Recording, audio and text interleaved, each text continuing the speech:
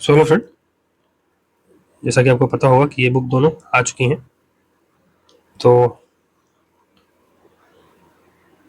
बहुत ही बेहतरीन तरीके से इसमें सारी चीज़ें परीक्षा उपयोगी, मुख्य परीक्षा उपयोगी चीज़ें दी हुई है।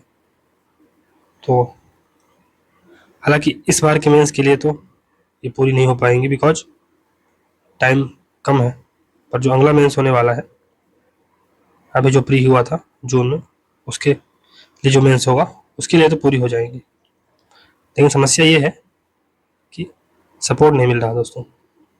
बिना सपोर्ट के तो संभव नहीं। तो अगर इनको करवाना है तो सपोर्ट तो दिखाना पड़ेगा दोस्तों। और बहुत सारी चीज़ें यहाँ से डायरेक्टली पूछ ली जाती हैं 3 मार्कर वाले क्वेश्चन में। इसमें भी हमने अभी जो ये प्रेजेंट सीरीज चल रही है उसमें भी आपने देखा होगा कि बहुत सारे क्वेश्चन डायरेक्ट पूछे गए थे। तो ऐसा नहीं है, चीज़ें बहुत महत्वपूर्ण। अगर रेडीमेड क्वेश्चन, हम कहते हैं अगर 50 से 55% भी आप रेडीमेड क्वेश्चन मिल जाते हैं तो हानि क्या है। हम तो 50% दोस्तों से आगे ही चले गए। तो ये है, लेकिन इसके लिए सपोर्ट दिखाना पड़ेगा दोस्तों। बिना सपोर्ट के हो नहीं पाएगा। जब तक आप लोग फुल सपोर्ट नहीं करेंगे तब तक ये सीरीज मुश्किल है चलाना। क्योंकि मेरे भी पेपर हैं, असिस्टेंट प्रोफेसर का पेपर है एमपीपीएससी में, और आरपीएससी का भी आ गया, तो उसको भी देखना पड़ता है दोस्तों। तो थोड़ा सा ये चीज़ें हैं, टाइम कंस्ट्रेंट रहता है, इसलिए बिना सपोर्ट के तो हो नहीं पाएगा। तो अगर आप लोग सपोर्ट दिखाते हैं तो इसको जल्द से जल्द शुरू करने का प्रयास करेंगे दोस्तों।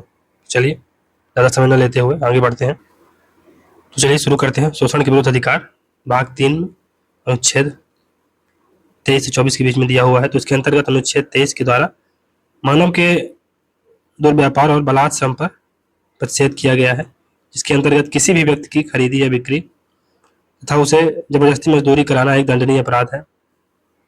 वहीं अनुच्छेद 24 के अंतर्गत जोखिम युक्त कार्य में 14 से कम आयु के बालकों के नियोजन पर प्रतिबंध उपबंधित किया गया, और ये एक एब्सोल्यूट राइट है दोस्तों, एब्सोल्यूट राइट है।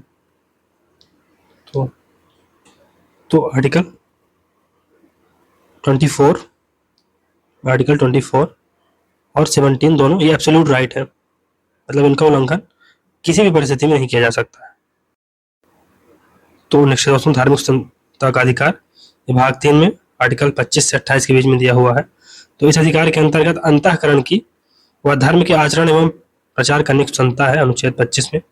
फिर वहीं अनुच्छेद 26 में धार्मिक कार्यों के प्रबंधन की स्वतंत्रता प्रदान की गई है। अनुच्छेद 27 यह उपबंधित करता है कि किसी भी व्यक्ति को ऐसा कोई कर देने के लिए विवश नहीं किया जाएगा जिसकी आय को किसी विशेष धर्म या संप्रदाय की अभिवृद्धि के लिए व्यय किया जाता है। अनुच्छेद 28 राजनीति से पोषित शिक्षण संस्थाओं में धार्मिक शिक्षा दिए जाने का निषेध करता है। संवैधानिक उपचारों का अधिकार, तो यह अधिकार भारतीय संविधान के भाग 3 अनुच्छेद 32 में उल्लेखित है। इसके अंतर्गत मौलिक अधिकारों को प्रवर्तित कराने हेतु उच्चतम न्यायालय को 5 प्रकार की रिट जारी करने की शक्ति प्रदान की गई है। फॉर एग्जाम्पल, बंदी प्रत्यक्षीकरण यानी हैबियस कॉर्पस, फिर परमादेश, मैंडामस, प्रतिषेध, प्रोहिबिशन, उत्प्रेषण, सर्ट्यूररी एंड अधिकार रक्षा को वारंटो। संवैधानिक उपचारों को ही भीमराव अम्बेडकर ने भारतीय संविधान की आत्मा एवं हृदय कहा है। बंदी प्रत्यक्षीकरण, तो हैबियस कॉर्पस ये क्या है?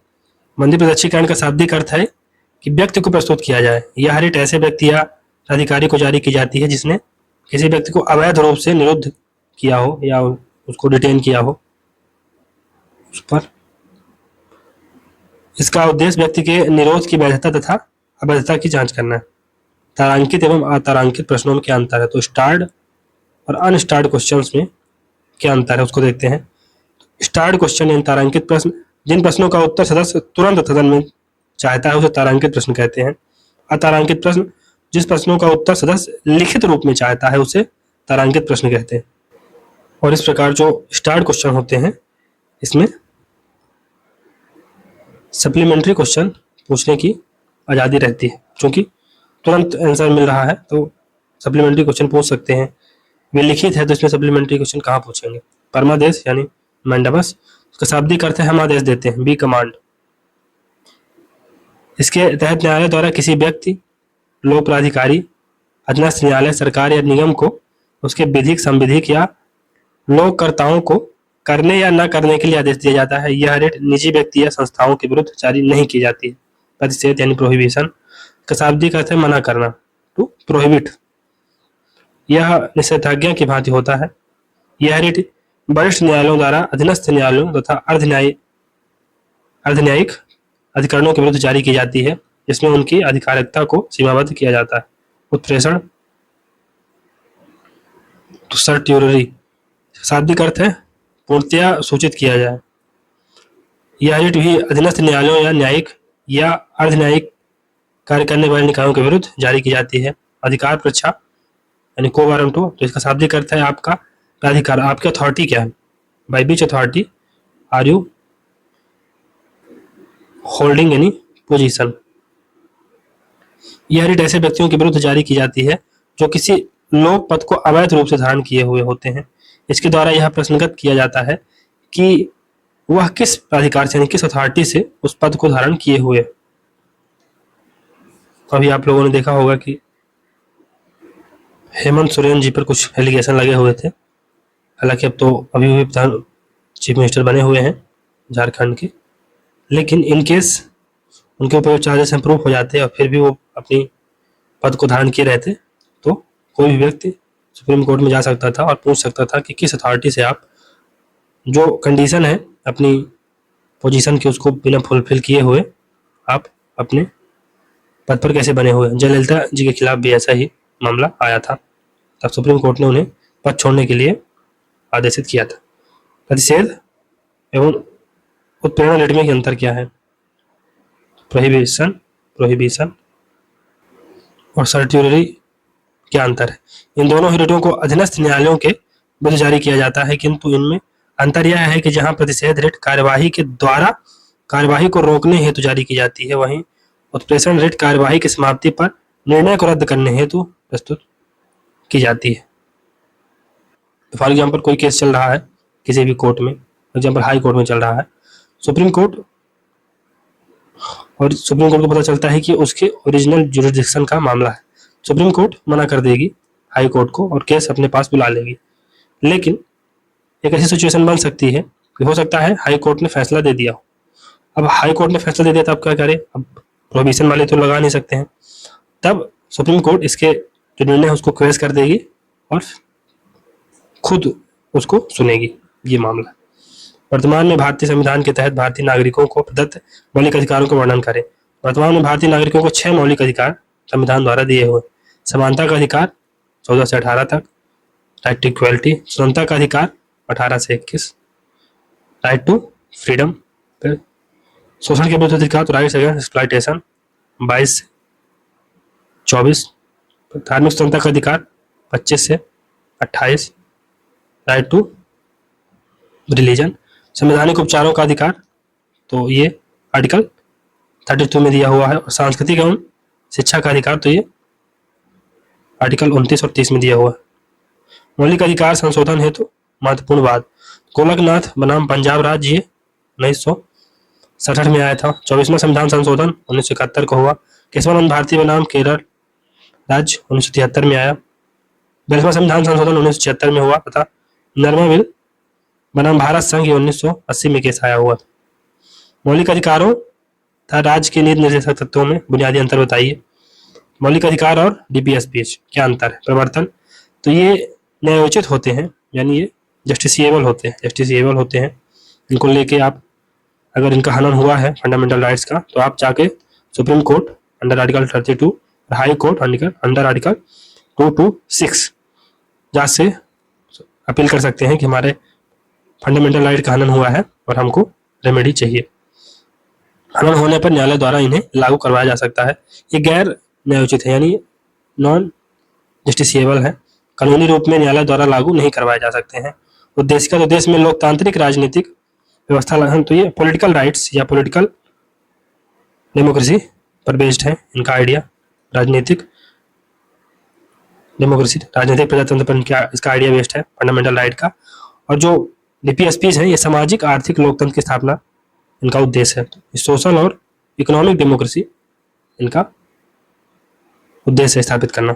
मौलिक अधिकार का महत्व, तो ये लोकतांत्रिक व्यवस्था को स्थापित करते हैं। दूसरा, ये व्यक्तिगत स्वतंत्रता के रक्षक हैं। फिर ये देश में विधि के शासन की स्थापना करते हैं। ये समाज के अल्पसंख्यक एवं दुर्बल वर्गों के हितों की रक्षा करते हैं। मौलिक अधिकार की आलोचना, तो यह एक महंगा उपचार है ना। सुप्रीम कोर्ट कहाँ है? दिल्ली में। अब एक व्यक्ति जो केरला में है या कि तमिलनाडु में है, कहाँ से यहाँ पहुंच सकता है? तो महंगा है। आपातकाल के दौरान स्थगित हो जाता है। तो बहुत सारे आर्टिकल हैं जो आपातकाल के समय स्थगित हो जाते हैं। स्थायित्व का अभाव है और निवारक निरोध, ये महत्वपूर्ण चीजें हैं। भारतीय संविधान के अनुच्छेद 14 के प्रावधान को स्पष्ट कीजिए। तो भारतीय संविधान का अनुच्छेद 14 नागरिकों को विधि के समक्ष समता, विधियों का समान संरक्षण का अधिकार प्रदान करता है, जो देशी व विदेशी नागरिक सभी को प्रदत्त है। भारतीय संविधान के अनुच्छेद 312 में क्या प्रावधान है? भारतीय संविधान के अनुच्छेद 312 में अखिल भारतीय सेवाओं का प्रावधान है।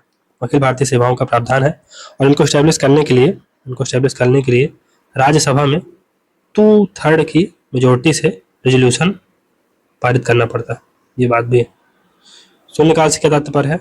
तो संसद के दोनों सदनों में प्रश्नकाल के तुरंत बाद का 1 घंटा शून्यकाल कहलाता है। इसमें बिना पूर्व सूचना के सार्वजनिक महत्व का कोई भी मुद्दा उठाया जा सकता है।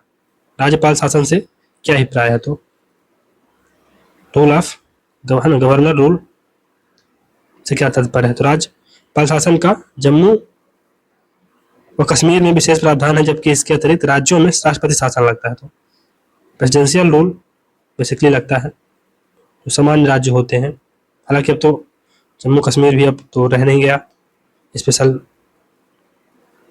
स्टेट्स, तो ये तो प्रावधान अब कोई वहां तो नहीं रह जाता है। फिर भी अगर कभी पूछ ले तो ये एक बात है। और जो प्रेसिडेंट रूल लगता है वो आर्टिकल 356 के अंतर्गत लगता है। मौलिक कर्तव्य, भारतीय संविधान के भाग 4 का अनुच्छेद 51A में उल्लेखित है। इन्हें 42वें संविधान संशोधन 1976 द्वारा सरदार स्वर्ण सिंह समिति की सिफारिश पर जोड़ा गया था। मौलिक कर्तव्यों की संख्या 11 है। शुरू में कितने थे? 10 थे। यह वर्तमान रूस के संविधान से प्रभावित है। मौलिक कर्तव्य नागरिकों के लिए कर्तव्यों की व्याख्या करते हैं।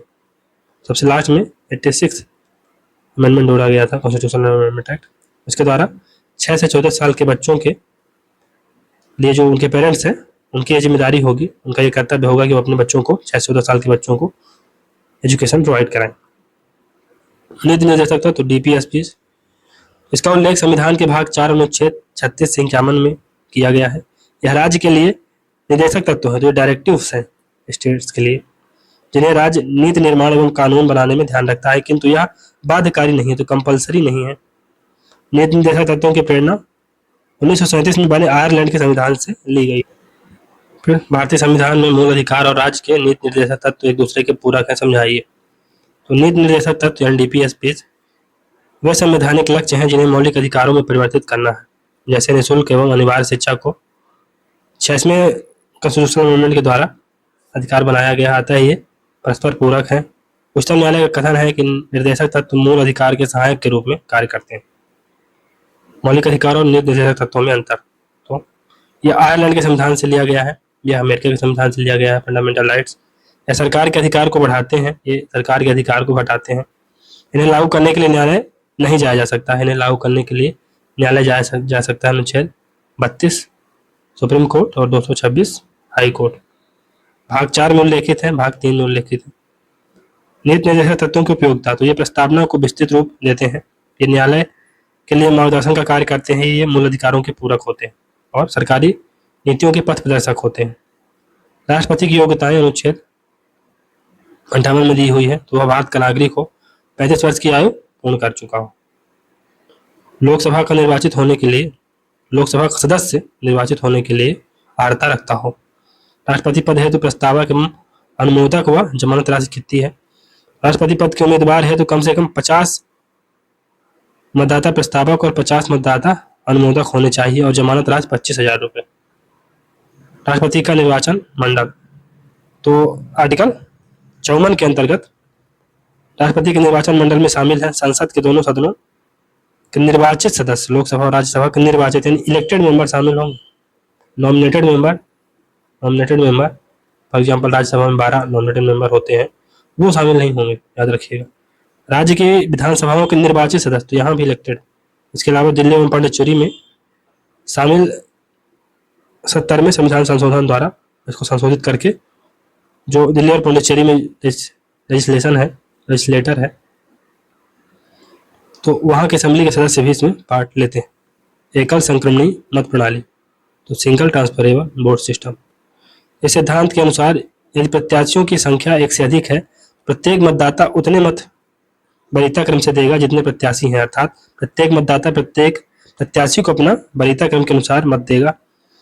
जैसा 3 प्रत्याशी राष्ट्रपति का चुनाव लड़ रहे हैं, तो मतदाता तीनों प्रत्याशियों को प्रथम, द्वितीय और तृतीय वरीयता के क्रम में अपना मत देगा। राष्ट्रपति पर महाभियोग, यह प्रक्रिया अनुच्छेद 61 में उल्लेखित है। राष्ट्रपति पर महाभियोग का आधार संविधान का अतिक्रमण है। इस प्रक्रिया हेतु राष्ट्रपति को 14 दिन पूर्व सूचना देनी होती है। महाभियोग प्रक्रिया पूर्ण होने पर राष्ट्रपति को अपने पद से इस्तीफा देना होता है।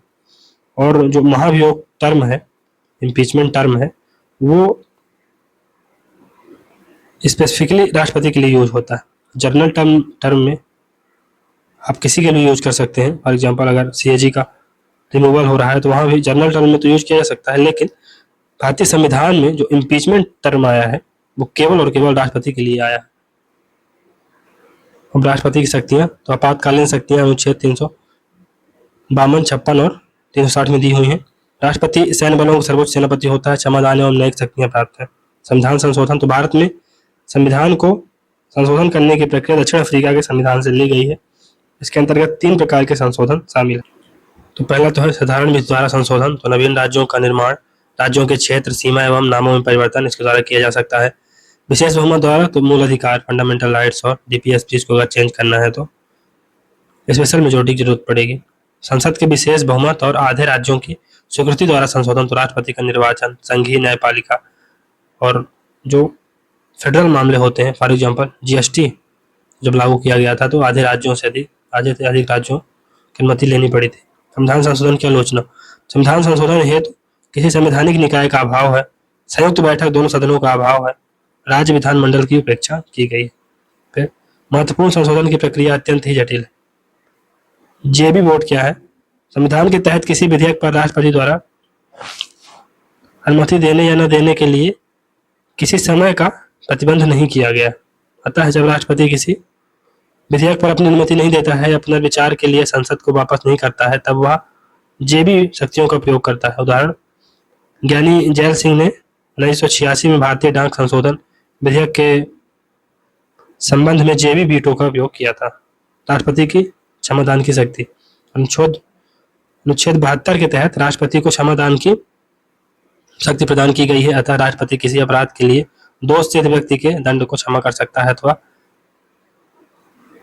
प्रविलंबन, परिहार, विराम या लघुकरण कर सकता है। मृत्युदंड को क्षमा करने की शक्ति राष्ट्रपति की क्षमादान शक्ति में ही नहीं थी और केवल राष्ट्रपति ही मृत्युदंड को क्षमा कर सकता है। राष्ट्रपति की विवेकाधीन शक्ति यानी डिस्क्रिशनरी पावर क्या है राष्ट्रपति की? पहला है खंडित जनादेश पर सरकार बनाने का आमंत्रण देने की शक्ति, फिर प्रधानमंत्री के आकस्मिक निधन पर और जेबी वीटो पर। फिर नेक्स्ट है राष्ट्रपति की न्यायिक शक्तियां। तो राष्ट्रपति सुप्रीम कोर्ट, हाई कोर्ट के मुख्य न्यायाधीश की नियुक्ति करता है। दूसरा, राष्ट्रपति अनुच्छेद 143 के अंतर्गत सुप्रीम कोर्ट से विधि या तथ्य पर सलाह ले सकता है। तीसरा है अपराधी को दंडादेश का निलंबन या क्षमादान करने की शक्ति केवल राष्ट्रपति को ही है, राज्यपाल को ऐसी शक्ति नहीं दी हुई है। राष्ट्रपति की विधायी शक्तियां, तो वह संसद की बैठकों को आहूत और स्थगन करता है। राज्यसभा की 12 सदस्यों तथा लोकसभा के 2, ये तो 104वें संविधान संशोधन द्वारा इसको समाप्त कर दिया गया है, मनोनयन करता है, लेकिन 12 सदस्यों को जरूर नॉमिनेट करता है अभी भी राज्यसभा में। विधेयक पर अंतिम स्वीकृति अर्थात राष्ट्रपति के हस्ताक्षर के बाद ही कोई विधेयक पूर्णतः पारित होता है। राष्ट्रपति की वित्तीय शक्तियां, पहला है धन विधेयक की पूर्व अनुमति से ही संसद में प्रस्तुत किया जा सकता है। तो अगर मनी बिल को लोकसभा में प्रेजेंट करना है तो प्रेसिडेंट की पूर्व कंसेंट जरूरी रहती है। फिर दूसरा, केंद्र राज्य के मध्य वित्तीय विभाजन हेतु वित्त आयोग का गठन। तीसरा है वार्षिक वित्तीय विवरण, बजट को संसद में प्रस्तुत करना। राष्ट्रपति एवं राज्यपाल के विशेषाधिकार और उन्मुक्तियां, अनुच्छेद 361। तो राष्ट्रपति या राज्यपाल को अपने पदीय कर्तव्यों के निर्वहन में किए गए कार्यों के लिए किसी न्यायालय में उत्तरदायी ठहराया नहीं जा सकता है। दोनों के विरुद्ध उनकी पदावधि के दौरान गिरफ्तारी या कारावास के लिए किसी न्यायालय द्वारा कोई आदेश जारी नहीं किया जा सकता। फिर दोनों के द्वारा उनकी पदावधि में किए गए कार्यों को उनकी पदमुक्ति की स्थिति में अमान्य घोषित नहीं किया जा सकता है। विधानसभा के सदस्यों का मत मूल्य एवं संसद के सदस्यों का मत मूल्य राष्ट्रपति चुनाव में। विधायक का मत मूल्य क्या होता है? राज्य की कुल जनसंख्या बटे विधानसभा के कुल निर्वाचित सदस्यों की कुल संख्या इंटू 1000। और सांसद के वोट की क्या वैल्यू होती है? तो सभी राज्य विधानसभाओं के निर्वाचित सदस्यों के मत मूल्य का योग बटे संसद के दोनों सदनों के निर्वाचित सदस्यों की संख्या। फिर है निलंबनकारी वीटो एंड सस्पेंसिव वीटो। अनुच्छेद 111 के तहत राष्ट्रपति किसी विधेयक को धन विधेयक या संविधान संशोधन विधेयक के अलावा संसद को पुनर्विचार के लिए वापस कर सकता है। लौटाए जाने पर प्रभाव सिर्फ अनुमति का निलंबन होता है, क्योंकि संसद द्वारा पुनः पारित कर दिए जाने पर राष्ट्रपति को अनुमति देने हेतु बाध्य होना पड़ता है। इसे ही सस्पेंसिव वीटो कहा जाता है। उदाहरण 1991 में राष्ट्रपति वेंकटरमन ने संसद सदस्यों के वेतन भत्ते व पेंशन संशोधन विधेयक के संबंध में इस शक्ति का प्रयोग किया था। अध्यादेश जारी करने की राष्ट्रपति की शक्ति। अनुच्छेद 123 के अंतर्गत राष्ट्रपति को अध्यादेश जारी करने की शक्ति प्रदान की गई है। राष्ट्रपति द्वारा अध्यादेश उस स्थिति में जारी किया जाता है जबकि संसद के दोनों सदन सत्र में न हो और राष्ट्रपति को यह विश्वास हो जाए कि ऐसी परिस्थिति हो गई है कि अविलंब कार्यवाही आवश्यक है। नेक्स्ट है राष्ट्रपति एवं उपराष्ट्रपति में अंतर। राष्ट्रपति लोकसभा का सदस्य निर्वाचित होने की योग्यता रखता है और उपराष्ट्रपति राज्यसभा का सदस्य निर्वाचित होने की योग्यता रखता है। इसके निर्वाचन में संसद के मनोनीत सदस्य भाग नहीं लेते हैं, तो नॉमिनेटेड मेंबर भाग नहीं लेते हैं प्रेसिडेंट के इलेक्शन में। इसके निर्वाचन में संसद के दोनों सदनों के मनोनीत सदस्य भाग लेते हैं, किंतु राज्य विधानसभा के सदस्य यहाँ पर भाग नहीं लेंगे। राष्ट्रपति को हटाने के लिए प्रस्ताव किसी भी सदन में लाया जा सकता है। उपराष्ट्रपति को हटाने के लिए प्रस्ताव राज्यसभा में ही लाया जाएगा। वेतन 1.5 लाख प्रतिमाह, उनका वेतन है 2.25 लाख प्रतिमाह। तो ये तो वेरी करता रहता है। तो कार्यवाहक राष्ट्रपति यानी एक्टिंग प्रेसिडेंट। अनुच्छेद 65 के तहत उपराष्ट्रपति को कार्यवाहक राष्ट्रपति के रूप में कार्य करने हेतु सशक्त किया गया है। यदि राष्ट्रपति का पद मृत्यु, त्यागपत्र, महाभियोग या किसी अन्य कारण से रिक्त हो जाए तब नया राष्ट्रपति निर्वाचित होकर अपना पद ग्रहण नहीं कर लेता तब तक उपराष्ट्रपति ही कार्यवाहक राष्ट्रपति के रूप में कार्य करता है। मंत्री पद की श्रेणियां। तो कैबिनेट मंत्री होते हैं, राज्य मंत्री होते हैं और उपमंत्री होते हैं। मंत्रिपरिषद और मंत्रिमंडल में क्या अंतर? मंत्रिपरिषद का निर्माण कैबिनेट मंत्री, राज्य मंत्री, उपमंत्री, प्रधानमंत्री से मिलकर होता है, जबकि मंत्रिमंडल केवल कैबिनेट मंत्री का समूह होता है। मंत्रिपरिषद आकार में बड़ा जबकि मंत्रिमंडल छोटा होता है। मंत्रिपरिषद के सभी सदस्य कैबिनेट मंत्री नहीं होते, जबकि मंत्रिमंडल के सभी सदस्य कैबिनेट मंत्री होते हैं। सामूहिक उत्तरदायित्व, कलेक्टिव रिस्पॉन्सिबिलिटी। तो अनुच्छेद 75(3) में कहा गया है कि मंत्रिपरिषद लोकसभा के प्रति सामूहिक रूप से उत्तरदायी होगी। इस प्रकार यदि मंत्रिपरिषद के किसी एक सदस्य के विरुद्ध अविश्वास प्रस्ताव पारित हो जाता है तो उस दशा में संपूर्ण मंत्रिपरिषद को त्यागपत्र देना होता है। प्रधानमंत्री के कार्य। पहला है मंत्रिपरिषद का गठन करना। दूसरा मंत्रिपरिषद के सदस्यों के मध्य विभागों का बंटवारा करना। तीसरा मंत्रिमंडल की बैठकों की अध्यक्षता करना। चौथा संसद देश तथा विदेश में शासन की नीति का प्रमुख और अधिकृत प्रवक्ता होता है। संवैधानिक प्रावधान के तहत भारतीय संसद के गठन को लिखिए। संविधान के भाग 5 के अनुच्छेद 79 में संसद के गठन का प्रावधान है, जिसके तहत यह 3 अंगों का सम्मिलित रूप है। राष्ट्रपति, राज्यसभा केंद्रीय उच्च सदन और लोकसभा केंद्रीय निम्न सदन। जो इंडियन पार्लियामेंट है उसमें भारत का राष्ट्रपति, लोकसभा और राज्यसभा मिलकर इंडियन पार्लियामेंट का निर्माण करते हैं। प्रधानमंत्री कार्यालय के कार्य। प्रधानमंत्री के मुख्य कार्यपालक के रूप में सभी उत्तरदायित्व के निर्वहन में सहायता करता है। प्रधानमंत्री के केंद्रीय मंत्रालयों तथा राज्य सरकारों से संपर्क और विभिन्न उत्तरदायित्व संबंधी क्रियाकलापों को निभाने में सहायता करता है। प्रधानमंत्री को योजना आयोग के अध्यक्ष के रूप में उत्तरदायित्व के निर्वहन में सहायता करता है। प्रधानमंत्री कार्यालय की तरफ से जनसंपर्क, प्रेस तथा जनता से स्थापित करना उन सभी संदर्भों में जिनका संबंध प्रधानमंत्री के साथ कार्य व्यवहार के नियमों के अंतर्गत आता है एवं प्रधानमंत्री के पास है को देखना। प्रधानमंत्री को भेजे गए मामलों के परीक्षण में सहायता देना। उपरोक्त कार्यों के अतिरिक्त भूकंप, बाढ़ आदि संकटों के समय प्रधानमंत्री कोष से राज्यों या व्यक्तियों को जो सहायता पहुंचाई जाती है तथा अन्य प्रकार के मदों का लेखा जोखा रखना। भारत का महान्यायवादी, अटॉर्नी जनरल ऑफ इंडिया। संविधान के भाग 5 अनुच्छेद 76 के तहत भारत में महान्यायवादी के पद का सृजन किया गया है। यह सरकार का सर्वोच्च विधि अधिकारी होता है जो विधिक मामलों में सरकार को सलाह देता है। यह राष्ट्रपति के प्रसाद पर्यंत पद धारण करता है। अनुच्छेद 76(1) के अंतर्गत राष्ट्रपति संघीय मंत्रिपरिषद की सलाह पर महान्यायवादी की नियुक्ति करता है। इसके लिए आवश्यक योग्यता उच्चतम न्यायालय का न्यायाधीश बनने की योग्यता है। महान्यायवादी के अधिकार व कर्तव्य, तो पहला है राष्ट्रपति द्वारा निर्देशित विषयों पर भारत सरकार को विधिक सहायता, विधिक सलाह देना, अनुच्छेद 76(2) में दिया हुआ है। संसद के दोनों सदनों की कार्यवाही में विचार व्यक्त करने व भाग लेने का अधिकार, किंतु मताधिकार नहीं है, वोट नहीं दे सकता।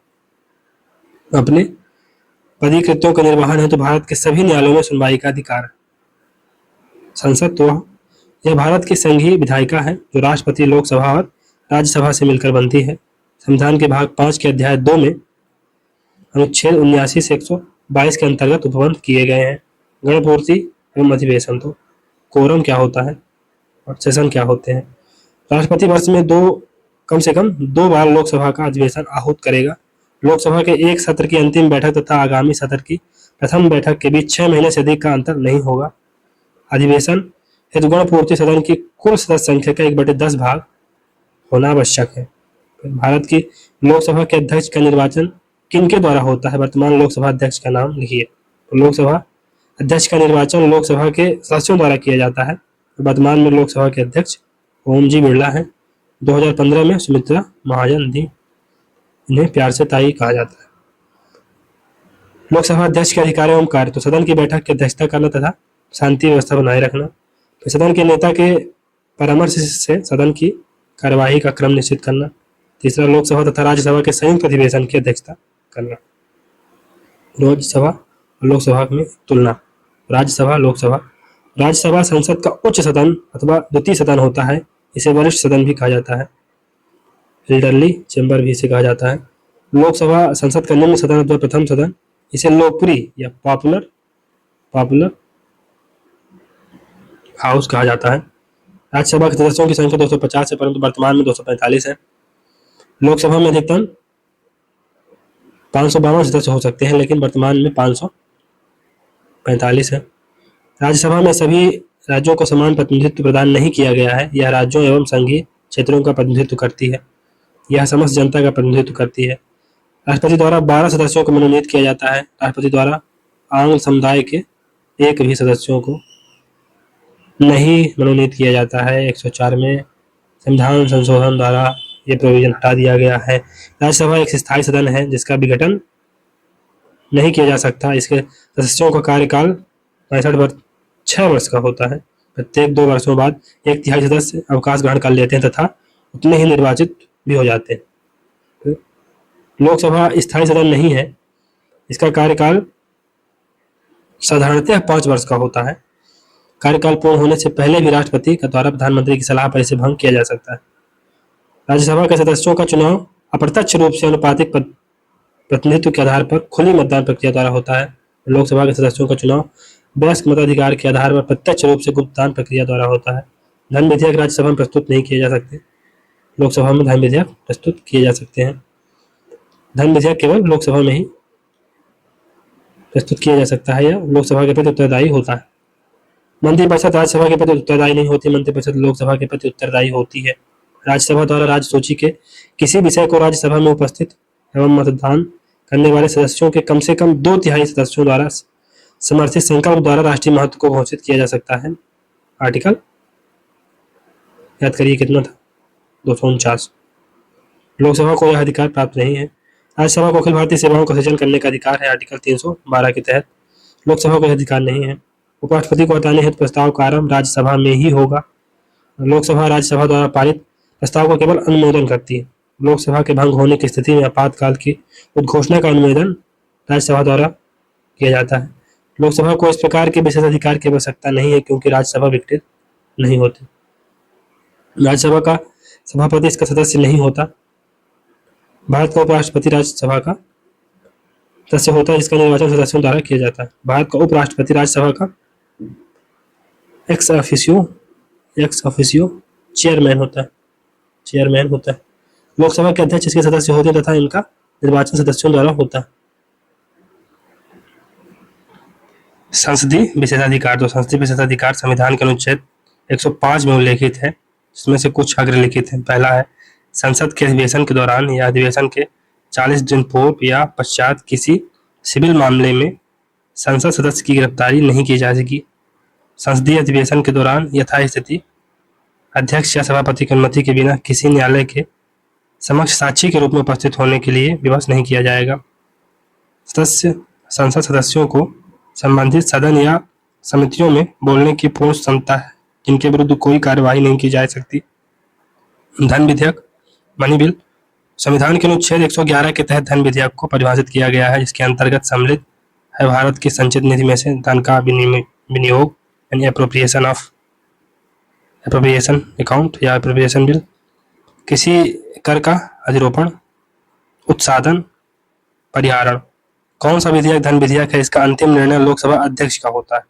धन विधेयक और वित्त विधेयक में अंतर। धन विधेयक, इस विधेयक को पारित करने की प्रक्रिया अनुच्छेद 109 में दी हुई है।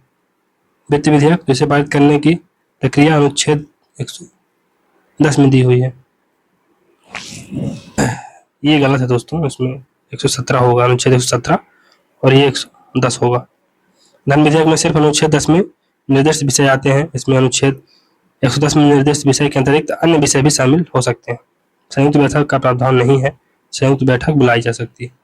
फिर सरकारी प्रशासन में चूक का नियम क्या कहलाता है? तो संसद सरकार को व्यय करने हेतु धन उपलब्ध कराती है। यदि मंजूर किया गया धन वर्ष के अंत तक व्यय नहीं होता है तो शेष धन का ह्रास हो जाता है तथा भारत की संचित निधि में चला जाता है। इसे ही चूक का नियम कहते हैं। अनुच्छेद 107 में उल्लेखित है। तो रूल ऑफ लैप्स। तो फॉर एग्जाम्पल अगर किसी मद के लिए पैसा निकाला गया, फॉर एग्जाम्पल 100 करोड़ रुपए निकाला गया, इसको शहरी निवास पर खर्चा किया जाएगा। आपने 90 करोड़ ही खर्चा कर पाए, तो जो 10 करोड़ होगा वो चला जाएगा कहाँ? Consolidated fund of India. विनियोग विधेयक यानी एप्रोप्रिएशन अकाउंट। तो अनुच्छेद 114 में कहा गया है कि संचित निधि से कोई धन विनियोग विधेयक के द्वारा ही निकाला जा सकता है, अन्यथा नहीं। अतः लोकसभा द्वारा अनुदान की मांग पारित करने के पश्चात विनियोग विधेयक लोकसभा में ही प्रस्तुत किया जाता है, जिसमें अनुदान मांगे तथा भारत की संचित निधि पर भारित व्यय निर्दिष्ट होते हैं। वार्षिक वित्तीय विधेयक, तो एनुअल फाइनेंशियल स्टेटमेंट। बजट के कर संबंधी प्रावधानों को अन्य विधेयक में समाविष्ट किया जाता है। इसे वार्षिक वित्तीय विधेयक कहा जाता है। इसे वित्त मंत्री के भाषण के तदुपरांत प्रस्तावित किया जाता है।